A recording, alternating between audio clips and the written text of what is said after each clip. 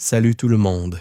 Ce soir, nous allons parler de trahison romaine, mais pas celles qu'on vous raconte à l'école.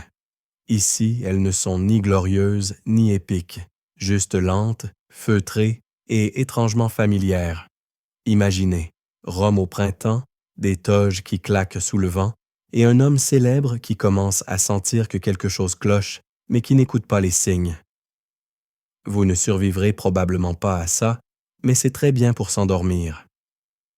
Avant de vous mettre à l'aise, prenez un instant pour aimer la vidéo et vous abonner, mais seulement si vous appréciez vraiment ce que je fais ici.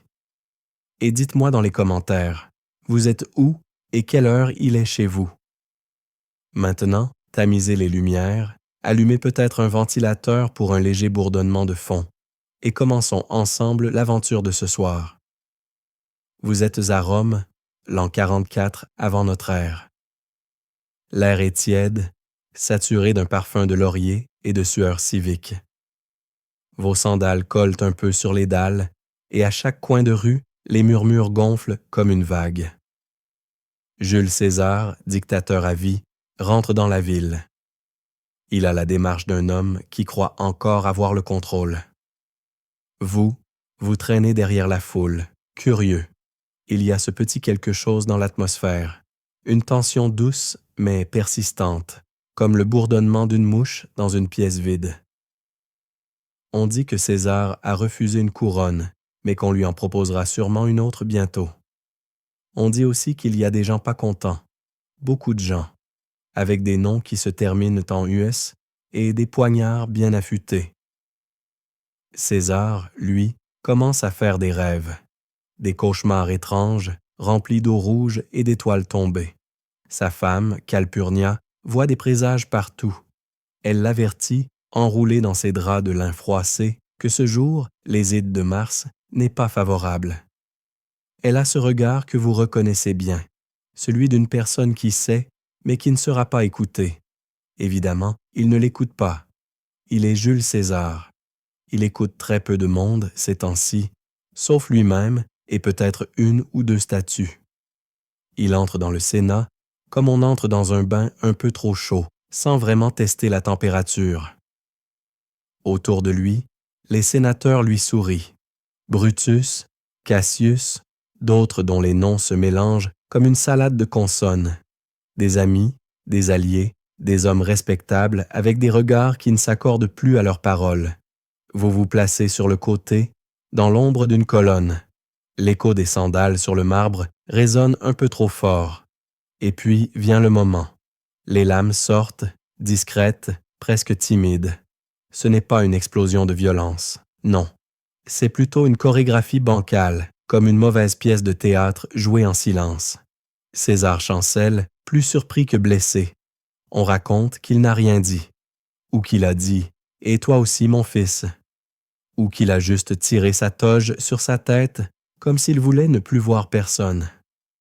Les historiens se disputent encore pour savoir si cette phrase a vraiment été prononcée ou si c'est une invention poétique pour les manuels scolaires. Vous ne voyez pas le sang. Pas vraiment. Vous voyez les plis froissés de la toge, l'ombre étrange sur le sol, et ce vide soudain dans l'air. César s'effondre au pied de la statue de Pompée, son vieil ennemi. Ironique, non? Même les statues se vengent à Rome. Mais ce n'est pas le silence qui suit qui vous dérange. C'est le soulagement. Les hommes autour respirent plus facilement, comme après une longue réunion qui se termine enfin. Les trahisons ne font pas toujours de bruit. Parfois, elles libèrent simplement de la tension. Dehors, la foule attend. Les nouvelles circulent plus vite que les pigeons. Certains crient, d'autres applaudissent. Vous remarquez un jeune homme dans un coin, un peu pâle, qui observe tout ça sans dire un mot. Vous ne le savez pas encore, mais c'est Octave. Il ne paie pas de mine pour l'instant. Mais il a bien noté tous les noms. Chaque nom. Avec application, une anecdote qu'on oublie souvent. L'un des sénateurs qui a poignardé César s'est blessé lui-même dans la précipitation. Oui, il s'est littéralement entaillé la jambe en voulant jouer les Brutus. Un genou romain au sol, à cause d'un poignard mal tenu. On ne fait pas d'histoire sans Bobo. La ville s'endort lentement ce soir-là. Pas vous. Vous sentez que quelque chose a bougé. Pas seulement un corps tombé dans un sénat, une bascule, une porte entr'ouverte sur des décennies de règlements de comptes, de vengeance, de trahison. Toutes plus lentes, plus discrètes et parfois plus absurdes les unes que les autres. Les pierres de Rome gardent les secrets, mais vous allez les entendre. Une par une. Avec un coussin sous la tête et peut-être un léger soupir, vous le revoyez, ce jeune homme pâle dans l'ombre du Sénat. Il n'a pas bougé quand César est tombé. Il n'a pas pleuré non plus. Il s'appelle Octave. 18 ans, déjà le port de tête d'un marbre. À l'époque, personne ne mise un denier sur lui. Trop jeune, trop poli, trop propre. Vous traînez dans les couloirs de sa maison, quelques jours après l'assassinat. Il lit, beaucoup. Il écrit aussi, mais en silence, avec ce regard concentré qu'ont les gens qui préparent quelque chose de très long. Sa mère s'inquiète, son oncle vient d'être assassiné et il hérite d'un empire. Pas du tout stressant. Ce qu'on oublie souvent de préciser, c'est qu'Octave n'était pas le fils de César, biologiquement. Il était son petit-neveu. Mais dans son testament, César l'a adopté post-mortem.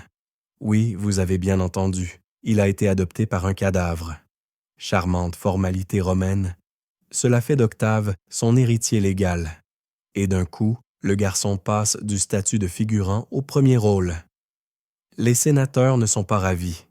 Ils pensaient avoir supprimé un tyran, pas déclenché une suite. Brutus, Cassius, tout le comité du poignard espéraient retourner à leur république en toge et sandalettes. Mais c'était sans compter sur le retour de l'héritier. Vous vous baladez avec lui à travers la campagne italienne pendant qu'il lève une armée. En toute légalité, bien sûr. Un simple garçon qui veut venger son papa adoptif. Une sorte de Batman antique, mais sans la chauve-souris. Il fait chaud, l'été se prolonge. Les tentes sont poussiéreuses, mais Octave apprend vite. Il écoute, il calcule, il parle peu, très peu. Il fait alliance avec 2 anciens ennemis de César, Lépide et surtout Marc-Antoine. Ah, Antoine, on y reviendra. L'homme qui sent la lavande et la mise en scène. Mais pour l'instant, il est utile. Ensemble, ils forment un triumvirat. 3 hommes pour gouverner Rome. Ce qui est toujours une bonne idée, jusqu'à ce que ça ne le soit plus. Vous marchez entre les 3 dans un camp militaire près de Bologne. Les discussions sont tendues. Antoine veut la gloire. Lépide veut exister. Et Octave veut le silence. Une anecdote que peu de gens connaissent. Lors d'un banquet organisé pour célébrer leur alliance, Octave est tombé malade à cause d'un plat de garum mal fermenté. Le garum, cette fameuse sauce de poisson fermenté qui parfume à peu près tous les plats romains, un bonheur olfactif inoubliable. Il vomit dans les buissons pendant qu'Antoine rigole, pensant que le gamin ne tiendra pas un mois. Spoiler, c'est lui qui va tous les enterrer. Les historiens se disputent encore pour savoir si Octave était déjà aussi rusé à cette époque, ou s'il a simplement été très chanceux. Certains pensent qu'il avait un instinct politique hors du commun. D'autres disent qu'il était simplement le moins dangereux en apparence, et donc celui qu'on laissait avancer. Mais vous sentez qu'il écoute plus qu'il ne parle. Et à Rome, c'est déjà une stratégie. Les mois passent. Vous assistez à des jeux de pouvoir subtils. Antoine envoie des troupes ici, Octave en récupère là. Lépide sert surtout à meubler les affiches, et pendant ce temps, les assassins de César sont traqués. Brutus et Cassius fuient vers l'est. À Philippe, ils rencontrent enfin l'armée des Vengeurs. La bataille est confuse, poussiéreuse, interminable. Vous entendez les cris, mais de loin, à travers un voile de fatigue. Octave est malade durant la première bataille. Alité. Antoine commande tout, mais quand la victoire est là, c'est Octave qui rentre à Rome avec les lauriers. Il a cette capacité étonnante à récolter le crédit sans en avoir l'air. Une sorte de glissement subtil, comme un chat qui s'assied sur un trône encore chaud. Et puis, Petit à petit, il écarte les autres. Lépide, relégué dans un coin de province. Antoine, plus distrait, bientôt trop occupé par une certaine reine égyptienne. Et Octave, lentement, méthodiquement, devient ce que César n'a jamais eu le temps de devenir, le premier empereur. Mais ça, personne ne le dit encore. Il reste princeps, le premier des citoyens, une fiction délicieuse que vous observez se construire, pierre par pierre. Il ne prend pas le pouvoir de force. Il le reçoit humblement. Il est toujours ce jeune homme pâle, mais maintenant, les statues lui ressemblent. Et vous, dans tout ça? Vous vous baladez dans Rome qui change de visage. Les temples se rénovent, les sénateurs parlent moins fort, les rumeurs, elles, continuent. On dit qu'Octave dort peu, qu'il consulte les astres, qu'il note tout, tout. Le vent soulève votre toge. Vous sentez que les vraies trahisons romaines ne sont pas dans les coups de poignard.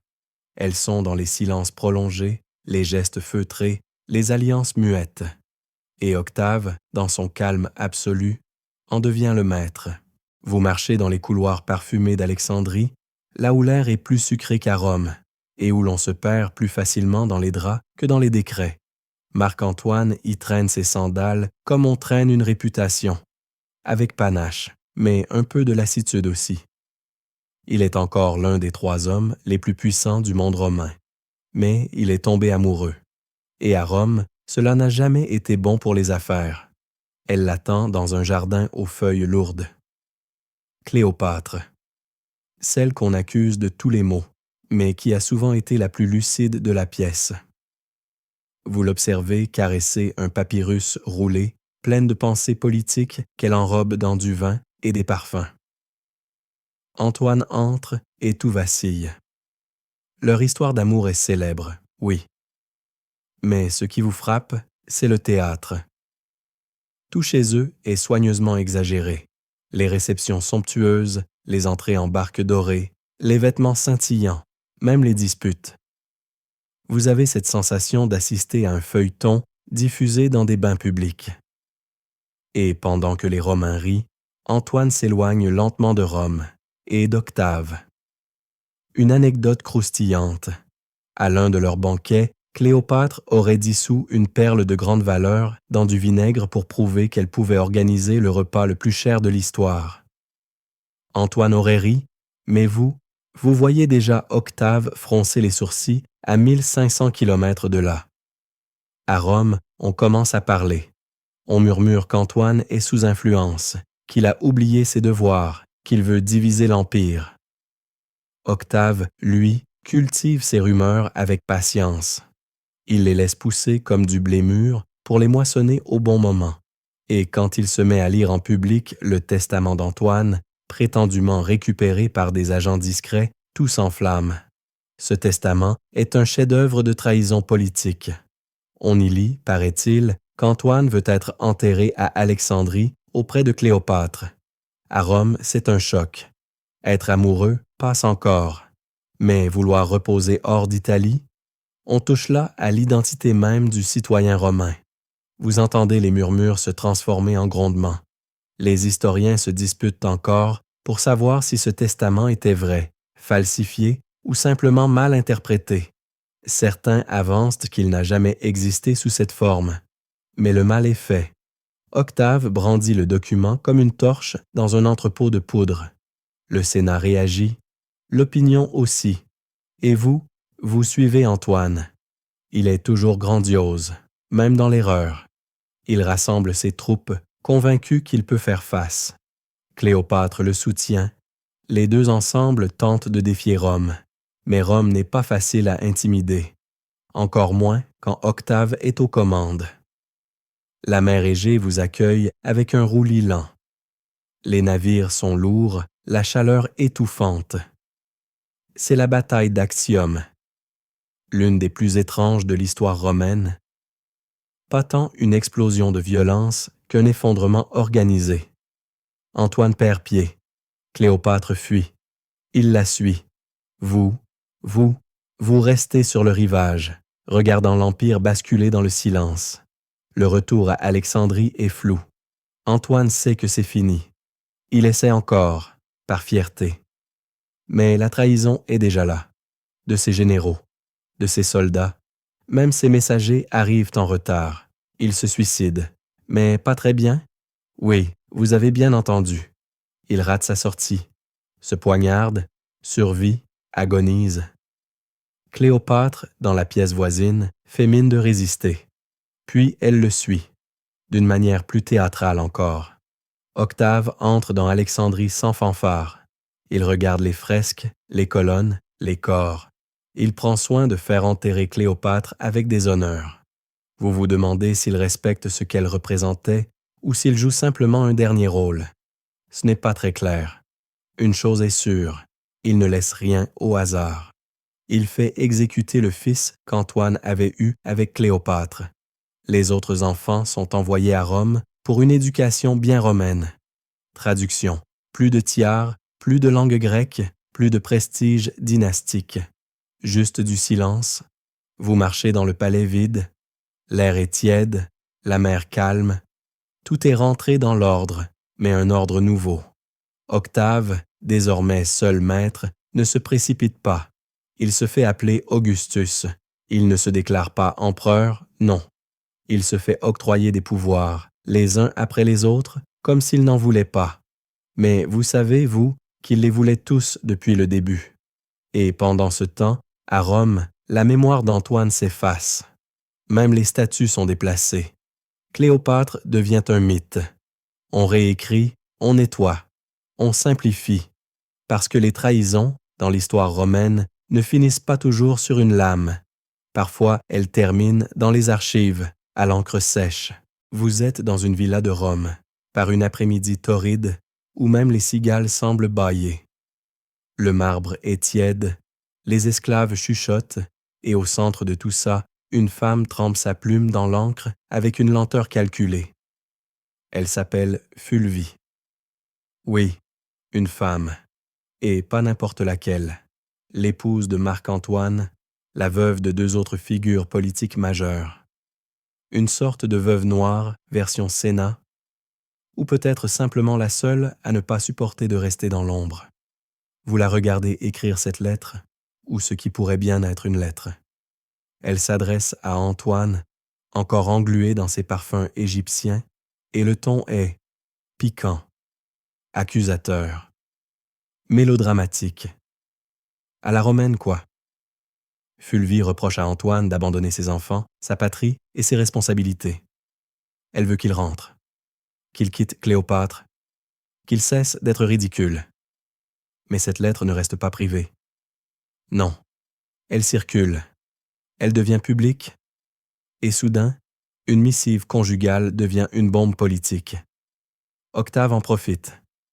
Il lit la lettre, ou prétend la lire, à voix haute, devant le Sénat. Le public se régale. Il joue les maris trahis, les Romains outrés, les enfants abandonnés. C'est du théâtre, encore, mais du théâtre efficace. Les historiens se disputent encore pour savoir si cette lettre a vraiment été écrite par Fulvie. Certains pensent que c'était une invention d'Octave, une pièce montée pour salir un peu plus Antoine. D'autres disent que la lettre existait, mais qu'elle a été trafiquée, amplifiée, remaniée. En tout cas, vous sentez bien que la plume, ici, est aussi tranchante que n'importe quelle dague. Fulvie, elle, ne reste pas assise. Elle prend les armes, littéralement. Avec son beau-frère Lucius, elle entre en rébellion contre Octave. Oui, une femme romaine, générale d'armée par procuration. Vous suivez ses troupes dans les rues d'un Rome inquiet. La guerre de Pérouse commence. Une guerre civile miniature, un peu maladroite, un peu tragique. Et comme souvent, ceux qui souffrent ne sont pas ceux qui décident. Vous êtes dans la ville assiégée, entre deux murs décrépits. Il fait froid, il y a peu de pain, mais beaucoup de colère. Octave ne cède rien. Il encercle, il bloque, il attend. Il n'a pas besoin d'être plus fort. Il veut juste que le siège fasse le travail à sa place, et ça marche. Lucius finit par se rendre. Fulvie est contrainte de fuir en Grèce. Elle mourra là-bas, dans une semi-solitude, rayée des récits officiels comme si elle n'avait jamais existé. Vous repensez à elle, à sa plume acérée, à son regard brûlant. Une femme qui avait vu venir la chute d'Antoine avant tout le monde. Une anecdote amusante. Pendant le siège de Pérouse, les soldats d'Octave auraient envoyé des figues pourries en guise de messages à leurs ennemis. Une guerre de fruits moisis, rien de plus romain que ça. Mais le plus intéressant dans cette affaire, c'est qu'Octave n'a jamais attaqué Antoine directement. Tout passe par Fulvie. Elle devient le bouc émissaire idéal. Trop virulente, trop présente, trop bruyante. Vous comprenez que parfois, trahir, c'est simplement pointer du doigt la mauvaise personne au bon moment. Et quand Antoine revient enfin à Rome, penaud, Octave lui tend la main, avec un sourire poli et une proposition. Marie-toi avec ma sœur, Octavie. Une union politique, bien sûr. Antoine accepte. Que peut-il faire d'autre? Vous assistez au mariage, au milieu des rires forcés, des regards évités. Fulvie est déjà morte, ou oubliée. Octavie est douce, cultivée, docile. L'inverse de Cléopâtre, dit-on. Mais ce n'est pas d'amour dont il est question. C'est de silence, d'image. Octave veut lisser les choses, calmer les tensions, coller un pansement sur une fracture. Mais vous entendez encore la voix de Fulvie, au fond d'un couloir, qui hurle des vérités trop grandes pour le Sénat. À ce moment précis, le destin d'Antoine est déjà scellé. Il croit encore pouvoir jouer sur 2 tableaux. Mais Rome n'oublie pas. Et surtout, Octave n'oublie rien. Vous vous souvenez de la perle dissoute dans le vinaigre? Octave aussi. Il garde tout dans ses tiroirs mentaux. La trahison de Fulvie ou celle d'Antoine envers elle. Qui trahit qui, finalement? Voilà une question que même les historiens n'osent plus trancher. Tout est flou, tordu, inversé.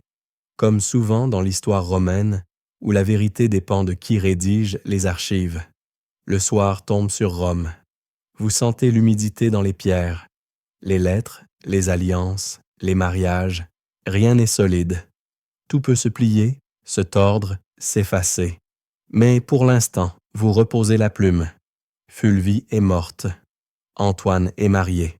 Et Octave sourit. Vous marchez sur une plage de sable rugueux. Le vent souffle depuis les collines désertiques. À quelques pas, une jeune femme tente de maintenir sa toge bien fermée contre les bourrasques. C'est Julia, la fille d'Auguste, empereur de marbre et de principe, du moins en apparence. Vous la suivez alors qu'elle quitte Rome, non pas pour une mission diplomatique, ni pour un mariage princier, mais pour l'exil. À cause, dit-on, de son inconduite. Julia était belle, vive, cultivée. On lui avait tout appris pour devenir l'image parfaite de la femme romaine. Sauf peut-être une chose, se taire. Elle plaisait, elle riait trop fort, elle avait des amants, probablement, des soupçons surtout, et Rome, ça ne pardonne pas. Vous l'imaginez, enfant, perché sur les genoux d'Auguste, qui lui parlait de vertu et de devoir. Des mots bien lissés. Mais ce qu'on ne vous dit pas toujours, c'est qu'Auguste, le champion des mœurs strictes, avait imposé à Julia une série de mariages politiques comme on empile les pions. 3 époux. Le dernier, Tibère, froid, austère, tout l'inverse d'elle. Leur mariage est un silence gênant étiré sur des années. Un jour, les murmures deviennent trop forts. Une liste de noms circule. Des hommes, des poètes, des sénateurs, tous soupçonnés d'avoir partagé son lit. Est-ce vrai? Est-ce exagéré? Les historiens se disputent encore pour savoir si Julia fut une libertine provocante ou une victime d'un jeu politique plus grand qu'elle. Vous remarquez surtout qu'aucun de ses amants présumés n'a été exilé. Eux, on les a simplement oubliés. Pratique. Une anecdote marginale. Un certain Sempronius Gracchus, soupçonné d'avoir été l'un de ses amants les plus proches, a été banni à vie dans une île lointaine. non pour l'avoir aimé, mais pour avoir écrit une lettre insultante à l'empereur. Oui, à l'époque, une lettre suffit pour ruiner votre avenir, surtout si elle n'est pas dans le bon style. Auguste fait exiler Julia sur l'île de Pandateria, un caillou battu par les vents, sans arbres, sans confort, pas de contact avec ses enfants, juste le ressac. Vous marchez avec elle au bord de la falaise, le regard perdu vers Rome, qu'elle ne reverra plus vraiment. Et là, ce détail glaçant, pour protéger sa réputation, Auguste interdit à quiconque d'évoquer le nom de sa fille en public. C'est une damnatio memoria officieuse, une éclipse forcée. Julia, elle, ne se défend pas, peut-être parce qu'elle sait que c'est inutile, ou peut-être parce qu'elle a compris que, dans un monde où la vertu est une façade, le silence devient une forme de vengeance. Dans ses lettres, parfois, on devine un sarcasme à peine voilé. Elle ironise sur la solitude, les mouettes, le régime à base de lentilles fades. Vous sentez qu'elle n'a jamais perdu son esprit, juste son droit d'exister à voix haute. Vous vous souvenez de Cléopâtre, morte dans un décor de théâtre? Julia, elle, meurt lentement, sans scène ni témoin. Le plus cruel dans cette trahison, c'est sa lenteur. Pas de poignard, pas de poison, juste l'oubli, méthodique, une punition très romaine, faire comme si vous n'aviez jamais existé. Et Tibère, l'époux invisible, il ne dit rien, ne la défend pas. Il accepte son éloignement avec un détachement presque obscène. Quand il devient empereur, des années plus tard, il la laisse croupir encore quelque temps avant de signer, sans émotion, sa mort officielle. Rien de personnel, juste des affaires d'État. Vous vous demandez, pourquoi Auguste, ce père idéalisé, l'a-t-il puni si sévèrement? Certains disent qu'il voulait protéger son image, d'autres qu'il était réellement blessé. Mais au fond, vous sentez que c'est surtout une histoire de contrôle. Il avait tout bâti, son empire, son héritage, son mythe. Julia était une fissure dans le marbre. Vous vous allongez près d'elle, sous un ciel vide. Les vagues s'écrasent sur les rochers, toujours les mêmes. Chaque nuit, elle s'endort avec les cris des goélands. Vous vous demandez si elle rêve encore de Rome ou si elle a cessé d'espérer. Les trahisons n'ont pas toujours besoin de complots. Parfois, ce sont simplement des silences bien placés. Et Rome? Rome continue. On parle d'elle à demi-mot. Ses enfants grandissent sans elle. Son nom est effacé des monuments. Mais dans le cœur de quelques serviteurs, elle reste vivante. La fille joyeuse, l'ombre rieuse d'un empire trop sérieux. Le vent se lève. Vous ramassez un fragment de poterie sur le sol.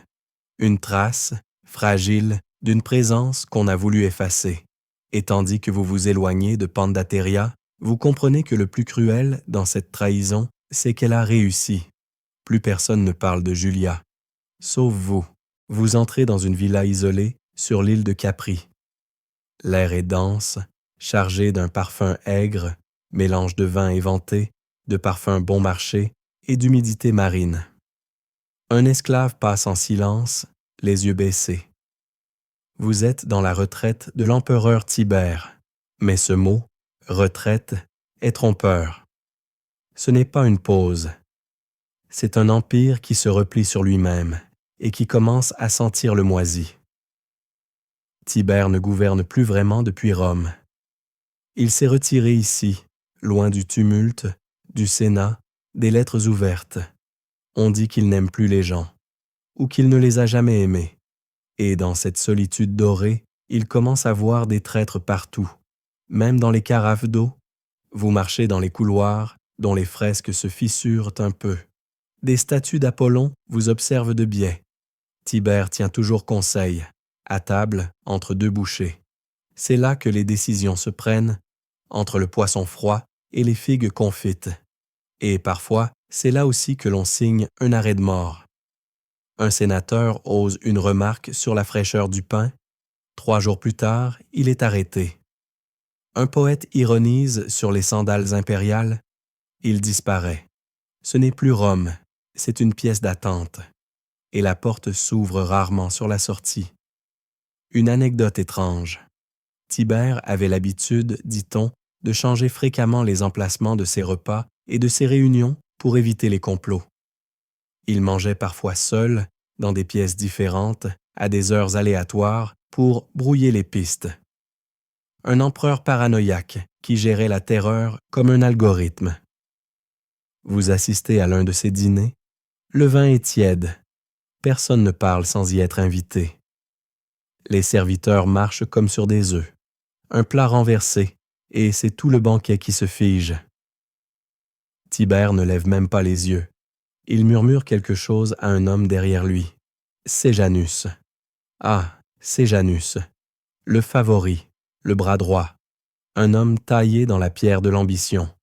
Vous le suivez du regard. Il est toujours à 2 pas derrière Tibère, mais jamais trop près. Il ne parle que quand c'est utile. Il sent le savon de luxe et le soupçon. C'est lui qui tient la garde prétorienne. Et donc, Rome. Séjanus commence à nommer ses hommes à tous les postes importants. Il épouse la fille de Tibère, enfin, l'une d'entre elles. Il fait exiler des rivaux. C'est une montée tout en douceur. Et pendant ce temps, Tibère, peut-être lassé, peut-être complice, continue de boire son vin sans bulle. Les historiens se disputent encore pour savoir si Tibère était manipulé ou s'il laissait faire pour mieux frapper ensuite. Il y a ceux qui voient en lui un vieil homme dépassé, et d'autres qui pensent qu'il jouait un jeu cruel, laissant Séjanus s'enfoncer volontairement. Vous avez un doute. Puis, un jour, tout change. Tibère écrit une lettre au Sénat.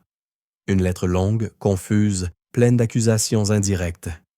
Il y mêle compliments et menaces. Et au milieu, un nom ressort, Séjanus. C'est un piège. Le Sénat hésite, bafouille, mais finit par comprendre. Séjanus est arrêté en pleine séance, devant tout le monde. Une chute brutale. Un effondrement instantané. Ses alliés sont arrêtés, jugés, exécutés parfois dans la même journée. Un ménage à l'ancienne. Et Tibère, il ne rentre pas à Rome. Il reste à Capri. Il continue ses repas silencieux, ses promenades parmi les cyprès, ses soupçons éternels. Vous le regardez fixer l'horizon, comme s'il attendait quelque chose. Mais peut-être qu'il ne regarde rien. Une anecdote presque comique, si l'on ose, après la chute de Séjanus, plusieurs sénateurs trop zélés dans leur flatterie passée ont tenté d'effacer leurs lettres de soutien, parfois en grattant les tablettes de cire avec leurs ongles. L'histoire romaine, un grand théâtre où l'on change de masque dès que le rideau tremble. Vous comprenez alors que, sous Tibère, la trahison n'était pas un événement. C'était un climat, une vapeur qui s'insinue partout. Personne n'est épargné. Et dans cet univers feutré, les dîners impériaux ne sont plus des moments de convivialité, mais des tests de survie sociale. Vous mâchez lentement, très lentement, et pourtant tout semble calme. Pas de guerre, pas de révolte, juste une Rome qui se fige dans la peur. Un empire qui apprend à ne plus parler à voix haute. C'est peut-être ça, la pire trahison, tuer la parole, installer une méfiance si profonde que même les pensées deviennent prudentes. Le soir tombe sur Capri. Vous entendez le ressac au loin et le tintement des coupes de bronze. Tibère est toujours là, en toge pâle, les mains croisées. Son visage ne trahit rien. Mais ses repas, eux, trahissent tout.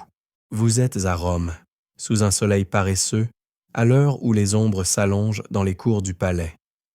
La ville semble lasse, engourdie comme après un grand repas trop lourd. Et vous aussi, vous traînez un peu les pieds parce que quelque chose cloche. Vous sentez que l'Empire commence à ressembler à une pièce de théâtre dont le metteur en scène s'est endormi. Et c'est là que Caligula entre. Enfin, entre façon de parler. Il surgit, il éclate, il prend toute la place. Vous l'observez descendre les marches du Capitole dans une toge trop longue, entouré d'une escorte qui n'ose pas cligner des yeux. Il sourit, mais c'est un sourire qui vous met mal à l'aise, un peu comme celui d'un serveur qui aurait oublié votre commande et qui en est étrangement content. Caligula, ou Gaius, comme sa mère l'appelait, a grandi dans la proximité du pouvoir. Son père, Germanicus, était adoré. Sa famille, décimée petit à petit par la paranoïa impériale. Lui, enfant, a vu les soupçons, les exils, les suicides commandés. Il a appris que Rome ne pardonne ni la bonté, ni la naïveté, et il s'en est souvenu. Au début, pourtant, il plaît. Il baisse les impôts. Il organise des jeux. Il libère des prisonniers. Les gens l'acclament. Vous l'applaudissez presque, vous aussi. Mais très vite, l'ambiance change. Un vent étrange souffle sur les pierres du forum. Il commence à se prendre pour un dieu. Littéralement. Il ordonne qu'on l'adore sous le nom de Jupiter. Il exige des sacrifices en son nom. Même son cheval, Incitatus, reçoit une statue.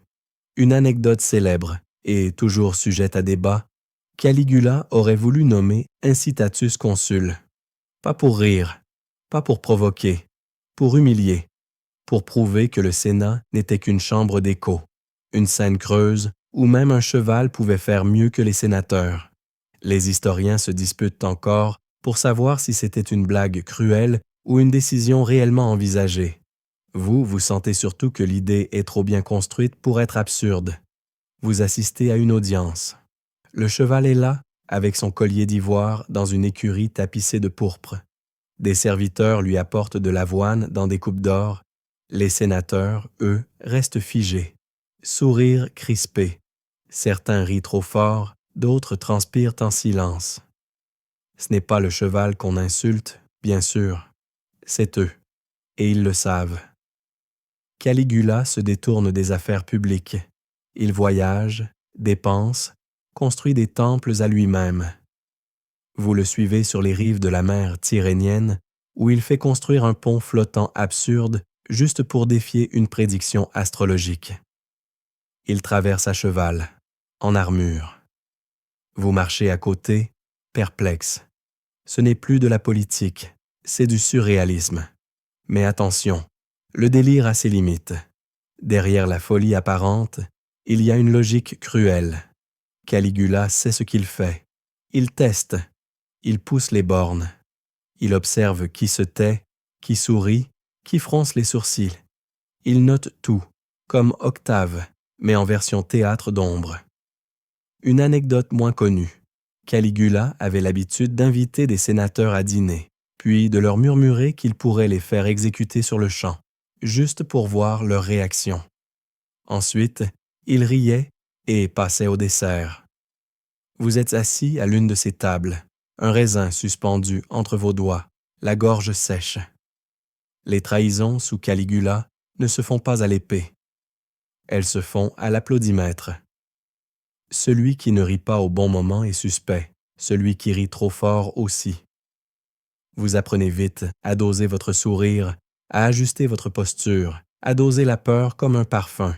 Et puis, un jour, l'illusion craque. Trop de provocation, trop d'humiliation. Même les gardes prétoriens commencent à se demander s'il ne faudrait pas couper court. Et ils le font, dans un couloir du palais, pendant qu'il va au jeu. Un coup sec. Pas d'avertissement. Le cheval ne dit rien. Mais vous remarquez un détail. Personne ne pleure. Pas même ceux qui l'avaient adoré au début. Parce qu'avec Caligula, Rome a compris une chose essentielle. Le pouvoir, quand il devient farce, finit toujours par se retourner contre les rieurs. Vous vous asseyez dans un coin de la curie, en silence. Le fauteuil de l'empereur est vide, mais chaud. On cherche un remplaçant. L'Empire hésite. Les sénateurs se penchent les uns vers les autres. Chacun pense que ce serait peut-être son tour. Mais vous savez, vous, que la vraie question n'est pas « qui gouvernera ?», mais « qui ne se fera pas trahir en premier ?» Et le cheval.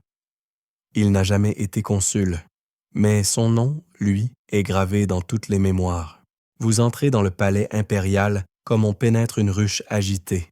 Parfums de roses trop sucrés, rumeurs incessantes, murmures moites dans les couloirs. Tout ici semble pulser d'une énergie étrange, comme si le marbre lui-même transpirait. Et au centre de tout cela, vous la croisez enfin, Messaline, jeune, belle, brillante et terriblement dangereuse selon certains. Une adolescente mariée à l'empereur Claude qui, lui, n'a rien d'un héros romantique. Claude, c'est ce vieil oncle embarrassant, bègue et courbé que personne n'avait vu venir. L'Empire lui est tombé dessus presque par hasard après la mort de Caligula, et il s'en est plutôt bien sorti, du moins au début, mais Claude est distrait, concentré sur ses lois, ses manuscrits, ses champignons. Il ne voit pas, ou feint de ne pas voir, ce qui se trame sous son propre toit. Messaline, elle, occupe l'espace. Elle organise des fêtes, des jeux, des bals masqués. Vous la voyez glisser entre les colonnes, rire plus fort que les autres, choisir ses invités comme on dresse une liste d'ennemis à surveiller. Elle charme, elle manipule, elle éclipse. Et tout le monde semble prêt à la croire capable de tout.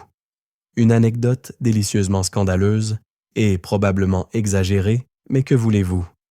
Selon certains récits, elle aurait participé à un concours de, disons, galanterie dans un lupanar romain sous pseudonyme et aurait surpassé toutes les professionnelles.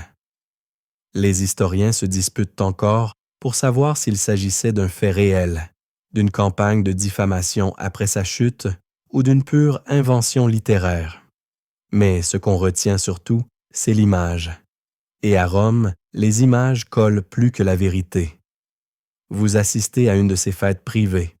L'ambiance est tiède, les toges glissent, les sourires dissimulent mal les intentions. Les sénateurs s'y pressent, plus préoccupés par la faveur de l'impératrice que par les lois de la cité. Messaline sait tout. Qui trahit? Qui?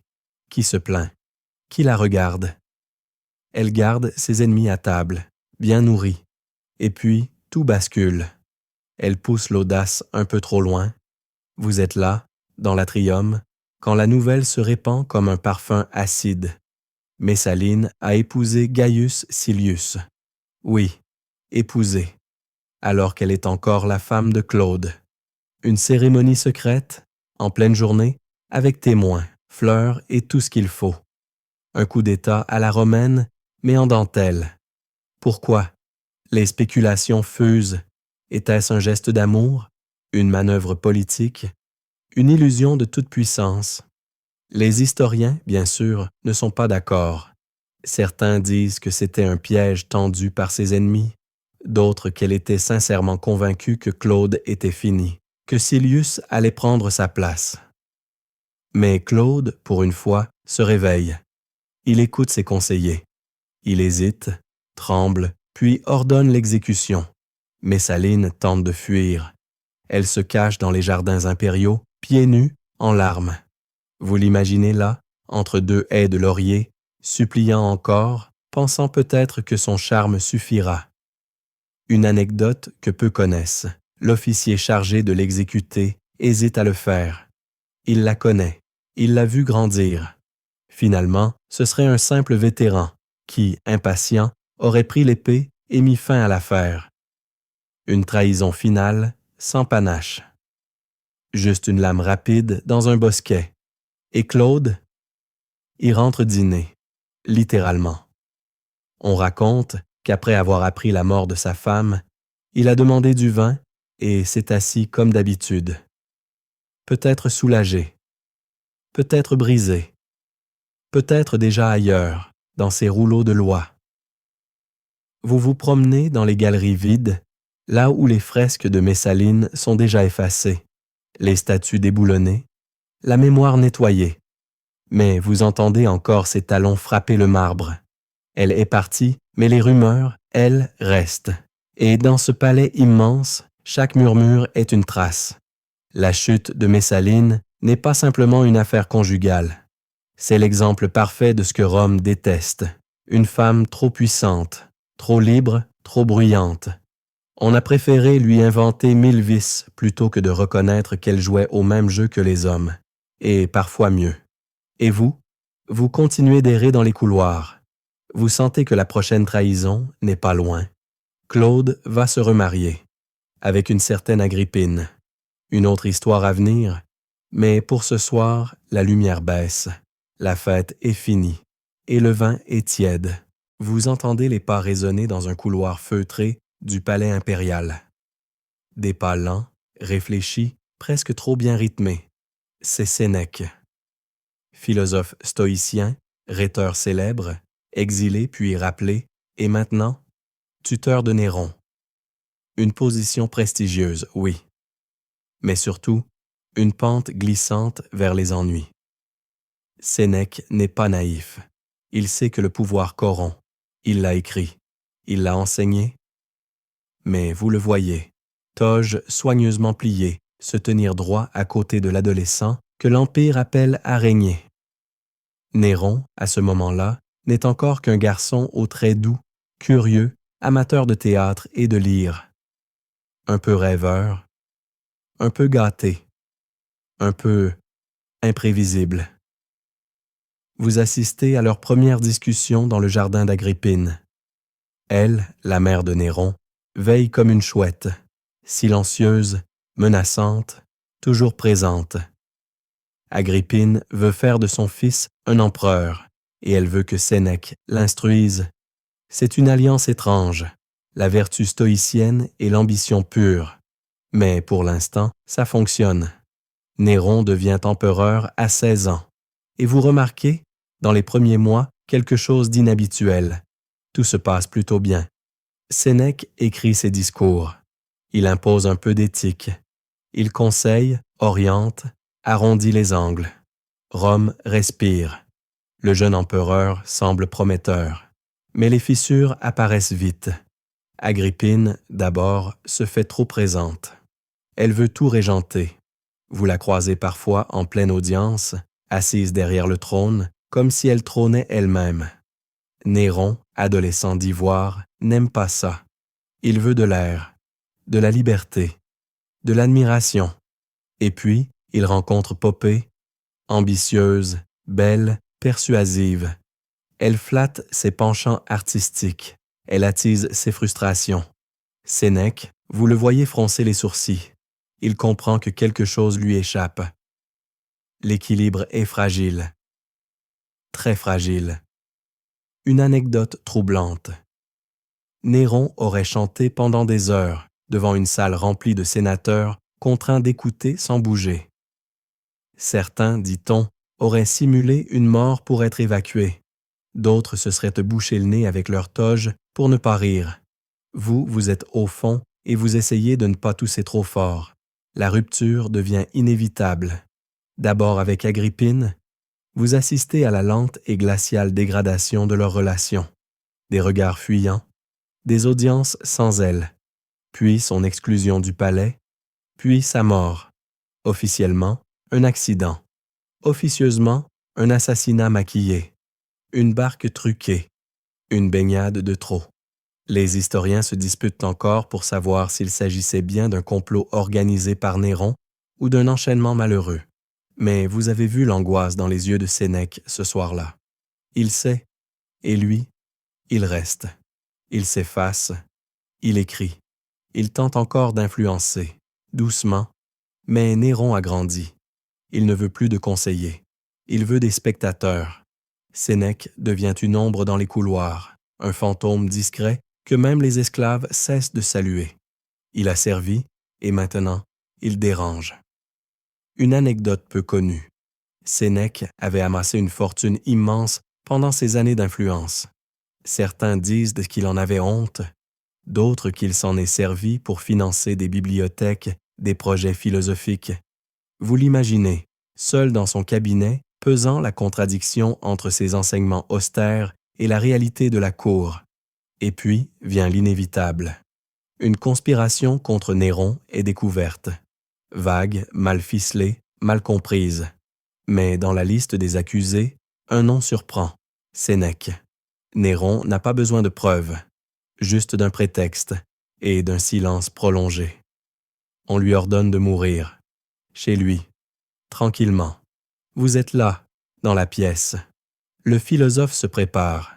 Il ouvre ses veines, comme le veut la tradition, Mais le sang coule lentement, trop lentement, et il boit du poison. Rien. Finalement, on le plonge dans un bain chaud pour accélérer le processus. Une mort stoïque? Peut-être. Mais vous sentez l'ironie amère dans chaque goutte. Sénèque n'a pas été trahi par un empereur fou. Il a été trahi par l'idée même qu'on peut guider le pouvoir sans s'y brûler. Il a voulu croire qu'on pouvait rester pur dans une mer de corruption. Il a cru que ses mots suffiraient à contenir un ego grandissant. Et c'est cette illusion-là qui l'a tué. Vous sortez du palais, le pas lent. Néron chante quelque part sous un dais de soie. La nuit est douce. Et le silence du philosophe résonne plus fort que toutes les lyres. Vous sentez le sol de Rome vibrer légèrement, comme si la ville elle-même avait du mal à rester en place. C'est l'an 69. Une année à peine commencée, et déjà tout vacille. Vous avez vu des empereurs naître dans le faste et tomber dans l'oubli. Mais là, c'est un bal tragique. Une valse rapide entre 4 hommes, 4 espoirs, 4 trahisons. On l'appelle l'année des 4 empereurs. Et vous, vous êtes au premier rang. Tout commence avec Galba. Vous l'apercevez sur une litière brinque-ballante, pâle comme un amphore oublié au soleil. Il a été proclamé empereur après le suicide de Néron. Suicide un peu poussé, il faut l'avouer. Galba, vieux sénateur sec et grincheux, est censé restaurer l'ordre. Mais il arrive à Rome avec une liste de réformes longue comme le bras et surtout aucune envie de faire plaisir à quiconque. Il coupe les primes promises aux soldats, supprime les faveurs, nettoie les couloirs du palais à coups de décret. Le peuple grogne, les soldats fulminent, vous l'observez, tassé sur son trône, marmonnant sur la vertu alors que les dagues s'aiguisent déjà derrière lui. Une anecdote cruelle. Galba aurait refusé de payer une unité entière de la garde prétorienne, leur expliquant que la loyauté ne s'achète pas. 3 jours plus tard, il est traîné dans les rues, décapité par ses propres gardes. Vous marchez derrière la foule, son corps est abandonné sur les dalles. Premier empereur de l'année.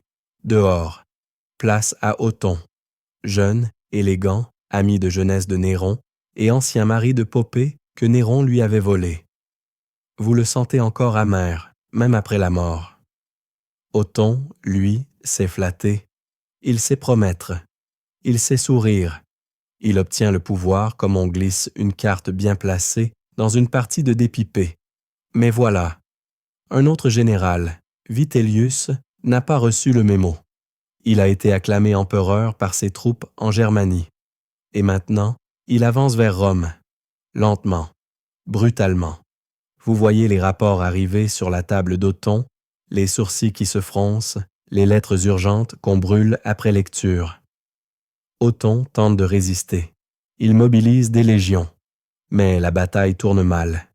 Et là, il fait quelque chose que personne n'attendait. Il se suicide. Oui, volontairement, pour éviter une guerre civile prolongée. Une mort romaine, diront certains. Un dernier geste d'élégance ou de lassitude. Les historiens n'en finissent pas de discuter. Vous entendez juste le silence dans la pièce où son dernier mot a résonné. Deuxième empereur, disparu. Vitellius entre dans Rome comme un sanglier dans un potager. Il est, disons, massif, amateur de bonne chère, de banquets interminables, de blagues grasses. Vous l'observez traverser le forum, engoncé dans sa toge trop étroite, en jurant à demi-voix contre les philosophes. Il organise des banquets quotidiennement, exige des statues à son effigie et réinstalle une forme d'ordre, version taverne. Une anecdote grasse. Vitellius aurait englouti en un seul repas 200 huîtres, du foie de flamand rose et une anguille farcie au miel. Les chroniqueurs s'écharpent encore pour savoir si ce menu était réel ou métaphorique. Mais vous vous souvenez surtout de la sauce qui coulait sur sa toge quand il s'endormait au Sénat. Mais voilà qu'à l'Est, un autre général entre en scène. Vespasien.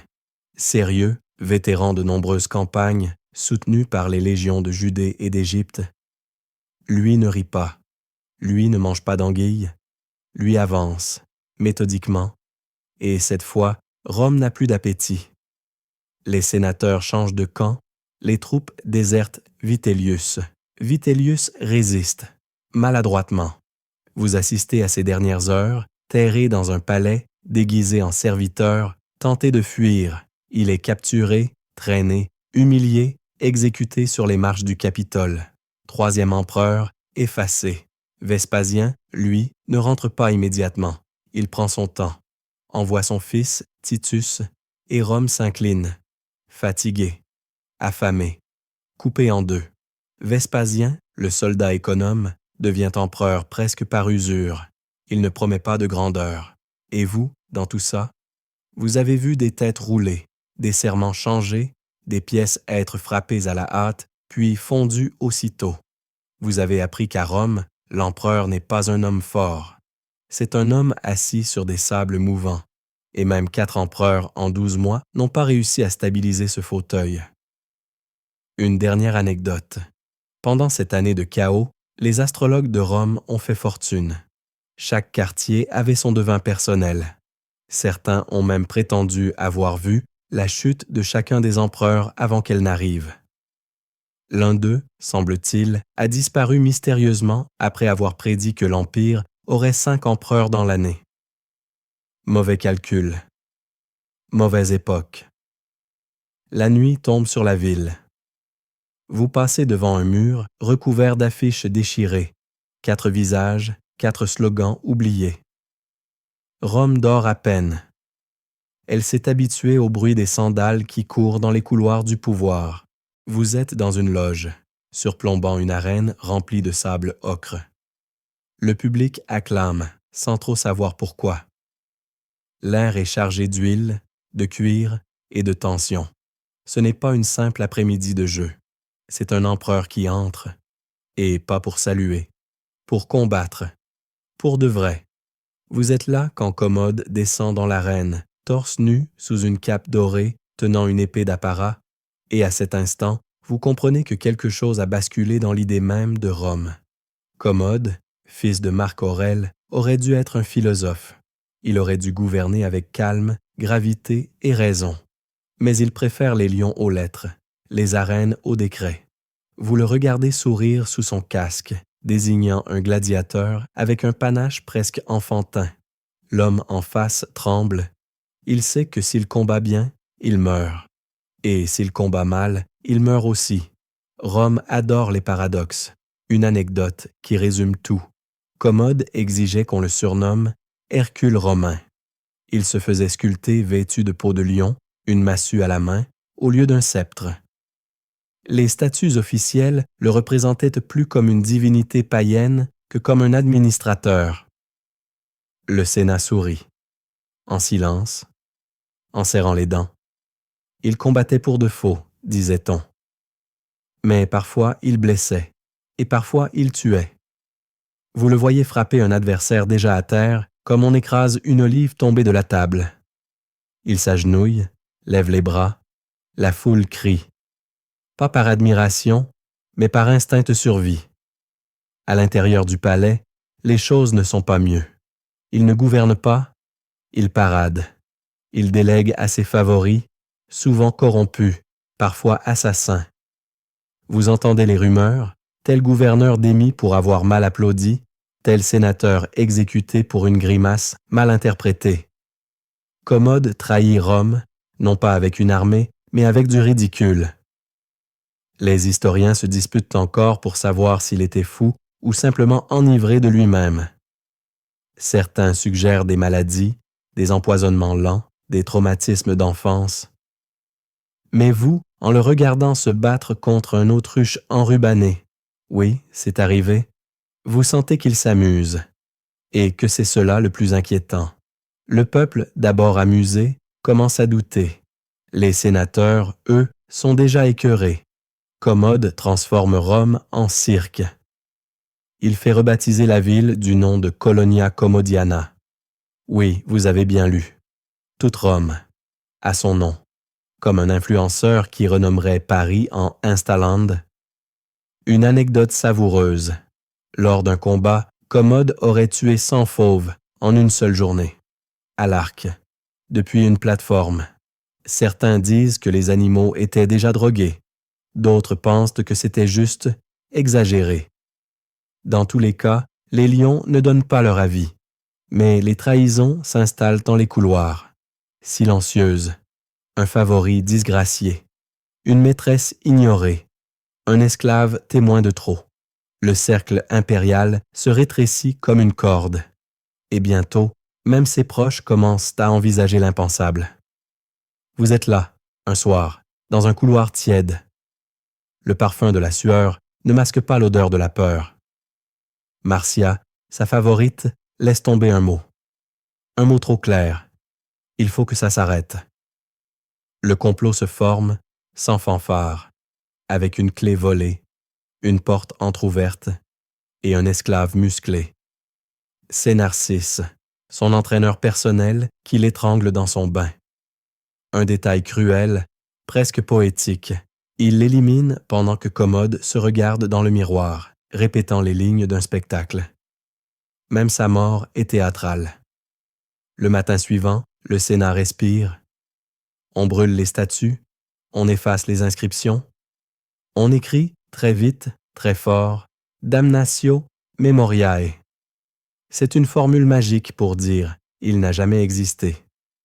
Mais vous vous souvenez des cris de la foule, du sable dans les sandales, de cet empereur qui préférait être acteur que chef, qui croyait que Rome n'était qu'un décor à sa gloire, et qui, en la ridiculisant, la trahit plus profondément que n'importe quel usurpateur. Vous marchez dans l'arène vide. Les traces de roues sont encore visibles, le sang séché, un gant oublié, et ce silence immense. Rome survit, oui, mais elle n'est plus tout à fait la même.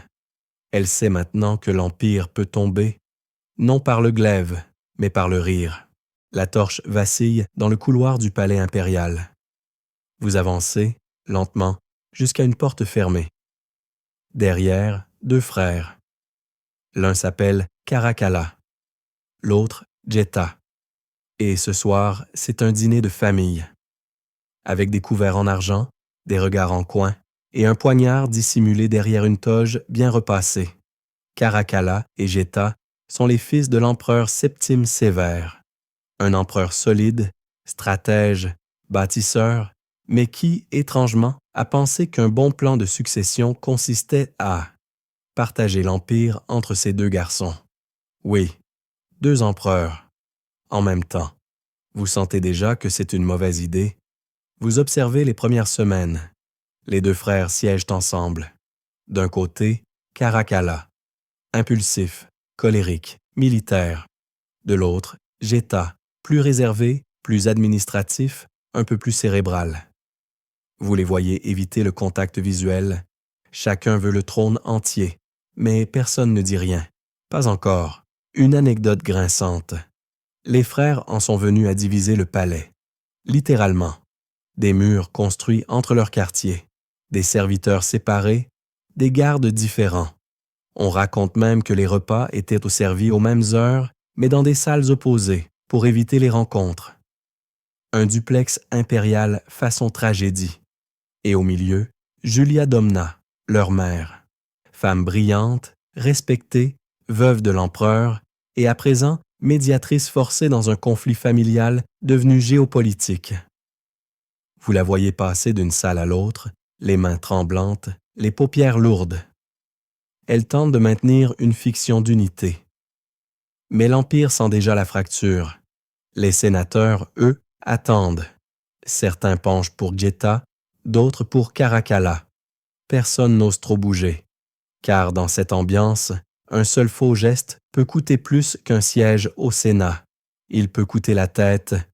Et les sénateurs, vous l'aurez remarqué, tiennent beaucoup à leur tête. Caracalla décide de trancher, littéralement. Il organise une rencontre de réconciliation dans les appartements privés de Julia. Il demande à sa mère d'inviter Jetta, d'être présente, de montrer que c'est un moment de paix. Vous entrez avec eux, le tapis est moelleux, l'encens discret, les coupes pleines, une scène presque intime. Puis viennent les gardes, en armes. Geta recule, cherche à fuir. Il se précipite vers sa mère, tente de se cacher dans ses bras. Mais c'est trop tard. Les lames tombent. Il meurt là, aux pieds de celle qui l'a porté. Julia hurle. Les gardes se retirent. Caracalla reste seul, les mains propres. Officiellement, les historiens se disputent encore pour savoir si Julia était complice ou simplement utilisée. Certains pensent qu'elle a tenté jusqu'au bout de dissuader son fils, d'autres qu'elle a compris trop tard l'ampleur de la manœuvre. Vous avez vu son regard au moment du meurtre, figé, comme si Rome elle-même s'était arrêtée de respirer. La suite, épuration. Des centaines de partisans de Geta sont exécutés. Le Sénat reçoit l'ordre de prononcer la damnatio memoria contre le défunt frère. Plus de statut, plus de nom, même dans les textes administratifs, on doit le remplacer. L'Empire devient l'empire d'un seul homme et d'un seul fantôme. Une anecdote poignante. Dans certaines provinces, les statues de Geta étaient trop nombreuses pour être toutes détruites. Alors on se contentait de gratter le nom, de limer le visage, de lisser les traits. Vous êtes devant l'une d'elles, un socle vide, le marbre rongé. Mais l'absence crie plus fort que n'importe quelle inscription. Caracalla règne seul. Mais il n'est pas en paix. Il lance des campagnes militaires, fait assassiner des conseillers, vit entouré de gardes. Il dort mal, dit-on. Il consulte les devins. Il entend peut-être encore les pas de son frère dans les couloirs, ou le souffle de sa mère, devenue murmurante. Vous croisez Julia, plus tard, assise dans un jardin. Elle lit, ou fait semblant. Le silence autour d'elle est plus épais que l'air. Son fils est empereur. Et pourtant, vous sentez qu'elle a tout perdu. La trahison ici est totale, fraternelle, intime, non pas pour le pouvoir, mais pour ne pas le partager. Un meurtre de famille qui devient une leçon politique. À Rome, même le sang ne vous protège pas. Il vous rend parfois plus vulnérable encore. Vous quittez le palais au crépuscule. Les colonnes projettent de longues ombres. Le vent emporte quelques feuilles. Et vous comprenez que la plus grande trahison romaine n'est peut-être pas celle de César ou de Sénèque, mais celle qui se produit entre deux enfants élevés pour régner ensemble et qui n'ont jamais appris à s'aimer. Le monde s'endort lentement, et l'histoire, elle, se tait. Les torches s'éteignent une à une dans les couloirs du temps.